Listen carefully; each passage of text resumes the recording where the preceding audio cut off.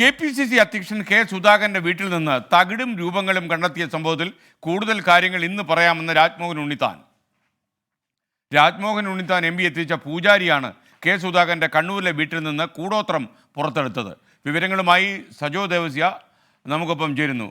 സജോ, അവസാനത്തെ പയറ്റാൻ തോന്നുന്നല്ലോ, കൂടോത്രം വെച്ചാണോ കളി? Good morning.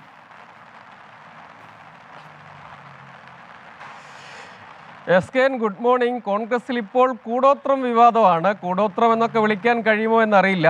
1.5 വർഷം മുൻപ് ചിത്രീകരിച്ച ദൃശ്യങ്ങളാണ് ഇന്നലെ പുറത്തു വന്നത്.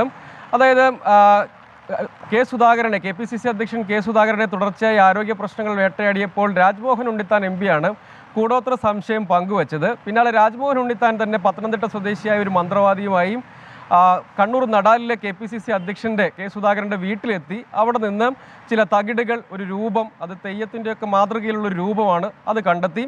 പിന്നീട് ഇതേ മാതൃകയിലുള്ള തകിടുകളൊക്കെ കെ.പി.സി.സി ഓഫീസിൽ നിന്ന് ഒപ്പം അദ്ദേഹത്തിൻ്റെ തിരുവനന്തപുരത്തെ കെ.പി.സി.സി അധ്യക്ഷൻ കെ സുധാകരൻ്റെ തിരുവനന്തപുരം പട്ടത്തെ വസതിയിൽ നിന്നൊക്കെ സമാനമായി കസേരയുടെ അടിയിൽ നിന്നും മറ്റുമൊക്കെ കണ്ടെത്തി. ഇത് കോൺഗ്രസിൽ ആദ്യമല്ല കൂടോത്ര വിവാദം. നേരത്തെയും VM സുധീരനും ചില തകിടുകളൊക്കെ തൻ്റെ വീടിന് സമീപത്തും മറ്റും കുഴിച്ചിട്ടു എന്ന ആരോപണം ഉന്നയിച്ചിരുന്നു. സമാനമായ രീതിയിൽ തന്നെയാണ്. ആരാണ് ഈ കൂടോത്രത്തിന് പിന്നിൽ എന്നതാണ് ഇപ്പോഴും സംശയം ബാക്കി.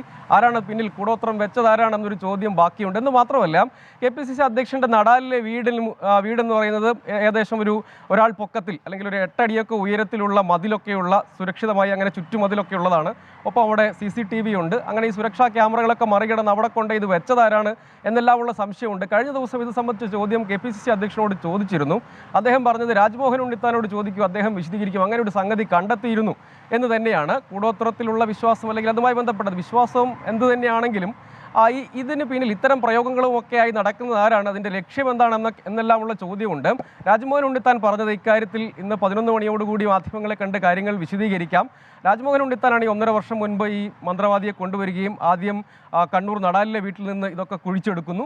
പിന്നീട് ഇതേ കാര്യം തന്നെ വീണ്ടും സംഭവിക്കുകയാണ്. അതേ മന്ത്രവാദി തന്നെ മറ്റ് സ്ഥലങ്ങളിലും പോയി ഇതൊക്കെ കണ്ടെടുക്കുന്ന സാഹചര്യമാണ് ഉണ്ടായത്. എന്തായാലും അത്യന്തം കൗതുകം ഇക്കാര്യത്തിലൊക്കെ അവശേഷിക്കുന്നുണ്ട്. ഇപ്പോഴും ഇതിനൊക്കെ പിന്നിൽ ആരാണ് എന്ന ചോദ്യം ബാക്കിയാണ്. രാജ്മോഹൻ ഉണ്ണിത്താൻ ബാക്കി പറയട്ടെ, അതിനുവേണ്ടി കാത്തിരിക്കാം. എസ്.കെ.